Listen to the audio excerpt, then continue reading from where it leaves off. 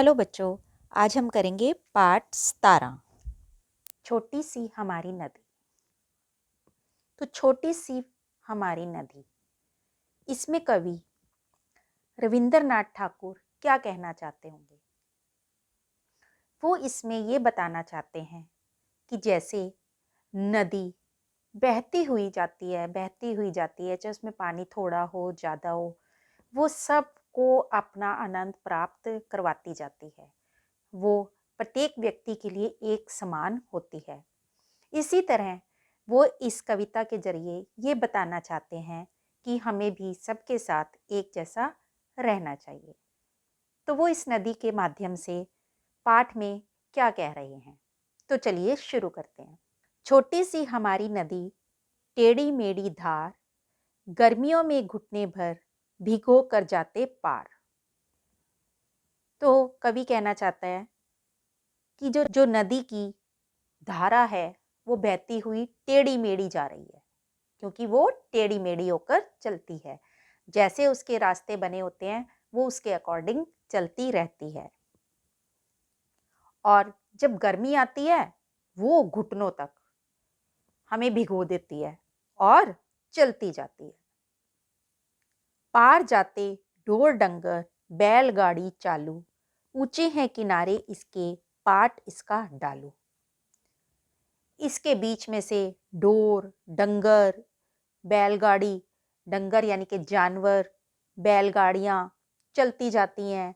इसके जो किनारे हैं वो बहुत ऊंचे ऊंचे हैं, और इसका जो पार्ट है कि इसकी आकृति है जो ये ढलवा है, यानी कि नीचे की तरफ है। पेटे में झकाझक बालू कीचड़ का ना नाम। इसका जो अंदर का एरिया है जिसको वो पेट बोल रहा है, कि उसके अंदर रेत ही रेत भरा हुआ है, कीचड़ नहीं है। जब उसके अंदर से चलते हैं तो उसकी हमारे जो पैर हैं वो रेत में धंस जाते हैं, कीचड़ में नहीं होते कि किचकिच हो जाए, ऐसा कुछ नहीं होता। कांस फूले एक बार उजले जैसे घाम, और कांस से के फूल खिले हुए ऐसे लग रहे हैं कि जैसे धूप चमक रही हो। दिन भर किचमिच किचमिच करती मैना डार डार, सारा दिन कोयल की आवाज, मैना, सारे के सारे इसमें पक्षी जो होते हैं वो शोर मचाते रहते हैं, किचमिच किचमिच किचमिच करते रहते हैं।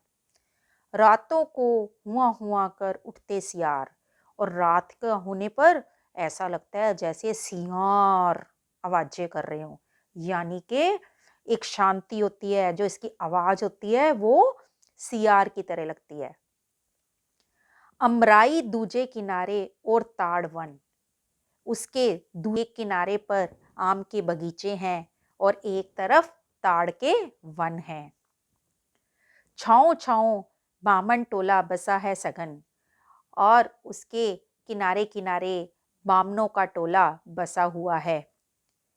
कच्चे बच्चे धार कछारों पर उछल नहाले, गमछों गमछों पानी भर भर अंग अंग पर डालें। जो बच्चे हैं वो क्या करते हैं, इसके अंदर नहाते हैं, उछल उछल कर नहाते हैं, और जो गमछे हैं उनके जो तौलिए हैं उनके अंदर पानी भर लेते हैं और अपने शरीर के एक एक अंग पर डालते हैं और मजे करते हैं। कभी कभी वे सांझ सकारे निपटा कर नहाना, छोटी छोटी मछली मारे आंचल का कर छाना। और फिर वो क्या करते हैं, शाम तक अपना सारा काम निपटा कर मछलियों को पकड़ते हैं। बहुएं लोटे थाल मांजती रगड़ रगड़ कर रेती, कपड़े धोती घर के कामों के लिए चल देती। जो घर की बहुएं होती हैं ना, जो औरतें होती हैं, वो अपने बर्तन जो होते हैं ना, लोटे थालियां आदि, वहां पर बैठकर उनके किनारों पर, नदी के किनारों पर बैठकर रगड़ रगड़ कर उसकी रेत से मांजती हैं, यानी कि साफ करती हैं, कपड़े धोती हैं, और फिर वहां से चली जाती हैं और घर के कामों में लग जाती हैं। जैसे ही आषाढ़ बरसता भर नदियां उतराती, जैसे ही बरसात का महीना आता है ना, तो नदियों में बहुत ज्यादा पानी भर जाता है। मतवाली सी छूटी चलती तेज धार तन्नाती, वेग और कलकल के मारे उठता है कोलाहल।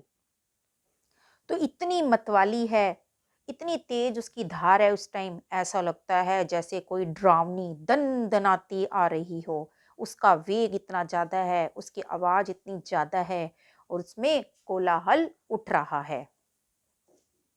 गंदले जल में घिरनी भंवरी भंवराती है चंचल, दोनों पारों के वन वन में मच जाता है रोला, वर्षा के उत्सव में सारा जग उठता है टोला।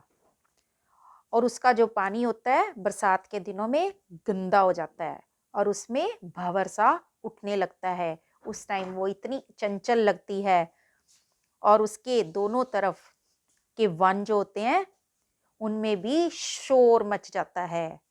वर्षा के उत्सव में सारे लोग मगन हो जाते हैं, सारे झूम रहे हैं, गा रहे हैं और मजे कर रहे हैं।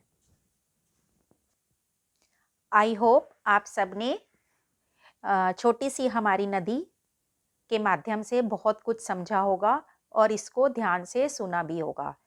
हर अर्थ को समझा होगा कि कौन से मुश्किल शब्द इसमें आए हैं और उनको आसान करके किस तरीके से बताया गया है। तो सभी बच्चे इसको एक बार फिर से पढ़ेंगे ताकि आपको समझ में आ जाए। Thank you.